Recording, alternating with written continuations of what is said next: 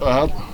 Hi guys, we're at Hard Rock Hell and I have the one and only Lita Ford who's headlining tonight. Hello, welcome. Thank you so much. And I've only got a short time with you today, so I just wanted to talk about your book. Oh, good. Thank you. Yeah, I know. The reaction to it has been wow. Yeah. Out there, and I just really wanted to talk to you about how that was, you know, after publishing and all the response that's came out from it. Like, how has that been for you? It's been fantastic. I'm just really proud of the way it turned out. And I didn't know what to expect. I was sort of chewing my fingernails there for a while until it actually did get released.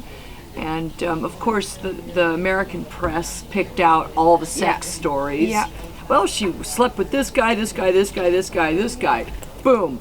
But that's not the book. Yeah, you know, that's entirely. just some asshole journalist that wants to, you know, attract attention. Yeah. So, but the book itself has a lot of highs and lows, and it's very true, very real, and you know that when you read it. Absolutely. And how was that putting that out there? Because I think that can be quite nerve-wracking the first time you're really laying it all out there from your side. Yeah, it was. I had to take a break so many times. But there were times where I was crying, laughing. Yeah. Things were so funny. And then there was things that just got me choked up and upset, and I would have to go for a drive or take a walk and go get a coffee somewhere and then come back and continue. Yeah. But I had so many problems with authors that they didn't understand what I was trying to tell them. They would screw the story up, and I would end up I would pay them to go away. I'm like, dude, you're not getting it. Go away.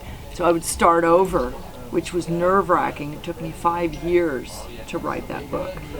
And finally, I just said, you know, the only way I'm going to get this right is if I do it myself. And I sat there one summer in my bathrobe. I never took it off. And I'd wake up in the morning and go straight to the computer and just start writing. And I had to make sure everything was in chronological order, and, you know, I got all the tour dates right and everything right. So it was quite something, but I achieved it, and I had HarperCollins were wonderful. They backed me on the book.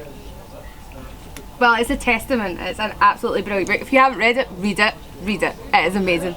And I wanted to talk to you about the 80s, my favourite era of all time. And what was it like to be in, you know, such a male-dominated industry at that time, and, you know, cock rock was at its absolute peak.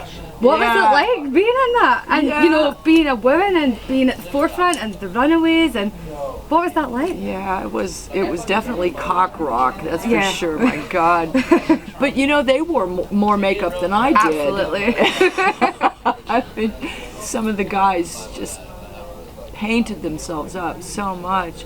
But it was good because I had a lot of support from the male musicians. Rather than them trying to discourage me as a female, they actually supported me. Not all of them, but most of them. And the bigger and better ones did. Yeah. They gave me a lot of support, as I talk about in the book a lot.